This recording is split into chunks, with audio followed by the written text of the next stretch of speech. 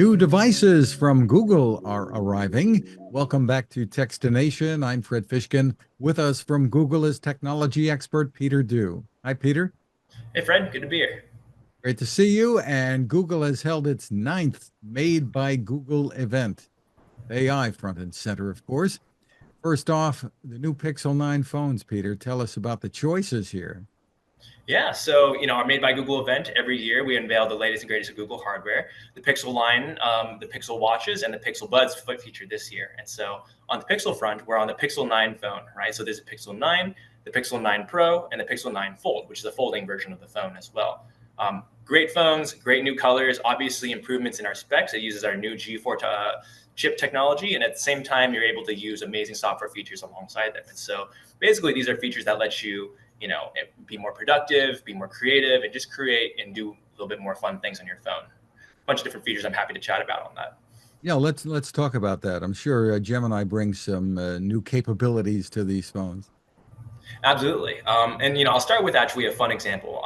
We've all been on a camping trip before where you want to take a photo of you and your friend, but maybe you don't have a third person, or you don't trust your selfie arm, or you don't trust the little rock to put your phone on, right? And so there's a new feature called Add Me, where actually you take a photo of your friend takes a photo of you, and then generative AI actually is able to stitch the photo together as if you were both together, and you have your own personal paparazzi in some ways. That way, it's a nice kind of natural looking photo, and you're able to actually keep doing what you're doing and not worry too much about the photo taking process. Very, very useful. Really, really interesting. So, and Gemini on a day-to-day basis, beyond the photography, I'm sure adds to the capabilities as well. Absolutely. And so there's, Gemini, think of it as a personal assistant. You can talk to it, you can send it photos, you can type to it. But what's really exciting is on these Pixel phones, it's more integrated than ever before. And so we have a new feature called Gemini Live, which essentially allows you to speak to it in the most conversational manner before, right? We've taught ourselves how to speak to, technologies. You say like Chinese food where, right? But in reality, that's not how people converse, right? And so with Gemini Live, you're actually just able to chat with it like you would a friend or normal person, and they'll respond to you in a very natural, in-context way, right? So the computer is actually kind of speaking to you in a more useful way, and you're able to get more context from it. So you can even interrupt it. You can add more context. You can send them a photo saying like, hey, what can I make with this egg, spinach, and cheese? And they'll start saying, oh, how about like an omelet? But then you say, oh, I actually have bread. And they'll start, suggesting like a sandwich or something like that. So very flexible, very powerful assistant. And really, honestly, the more creative you get, the better you can get stuff out of it. What should we know about the cameras in these new phones? Yeah, they're super powerful, right? And so there's multiple camera lenses. You have obviously your selfie lens, you have the back lenses, you actually have a wide angle lens as well. And when you pair it with actually our editing software, you're able to do quite a bit of things, right? And so obviously your base pictures are really strong, but you can actually use this new feature in what's called Magic Editor called Reimagine. So let's say, you're taking a photo, you're in an empty field, and you want to use that picture for like a greeting card or something like that, and you want to jazz it up or something. You can actually circle the field around you, and you can type, please fill with wildflowers, and we'll actually, fill it in with new imagery through generative AI. You can give a couple options. You can pick your favorite one. Or you can draw a little balloon in the background and say, turn this into a hot air balloon. And actually, hot air balloon will show up right behind you in the image. What's nice about this is, you're able to have a little bit more fun and creativity without having to be like an expert in all these photo editing softwares. Gives you a little bit more flexibility with what you can do, and it just makes it a little easier for the average person to create fun photos. So, for people who might be trying to choose which of the new phones to purchase, tell us about the differences. For sure. So we start off with the Pixel 9 standard phone, essentially, right? And so that's a great phone, kind of everyday workhorse phone. It's kind of a nice middle-sized phone. It's got obviously the same kind of power as some of the other things, but as you move up the line, when you move to the Pro line, you actually end up getting larger phone options. You end up being able to get more processing power in terms of more memory and RAM and everything, which gives a great option for folks who are looking for kind of a larger phone in a larger form factor.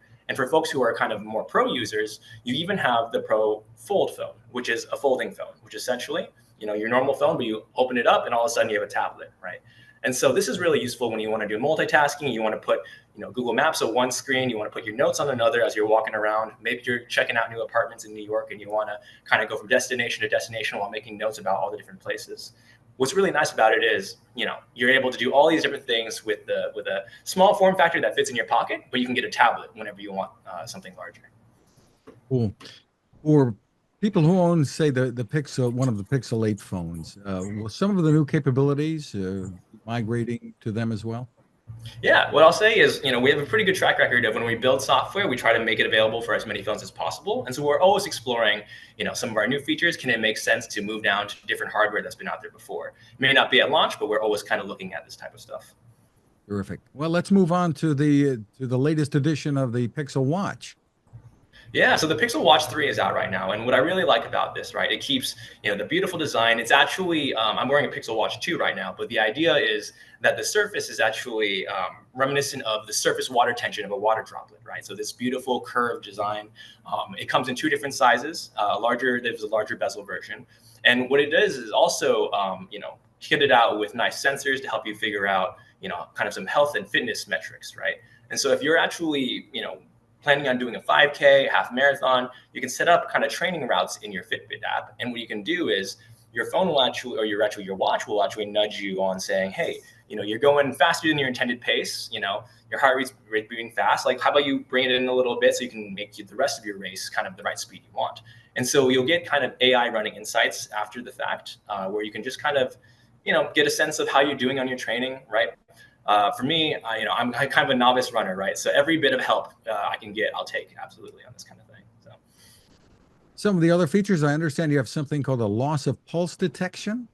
yes, so what this is able to do is kind of figure out, if you're having a cardiac moment or everything like that, it's able to kind of check this, kind of alert emergency services depending on where you are, kind of just as an extra way to feel safe and secure when you're walking by yourself or you're living at home on your own as well. Really, really helpful just for folks to have more peace of mind, right? You pair this with some of our other sensors in there, like an ECG sensor, just to kind of get you check on your heart rate, and just kind of pair it all together for a holistic view of your health.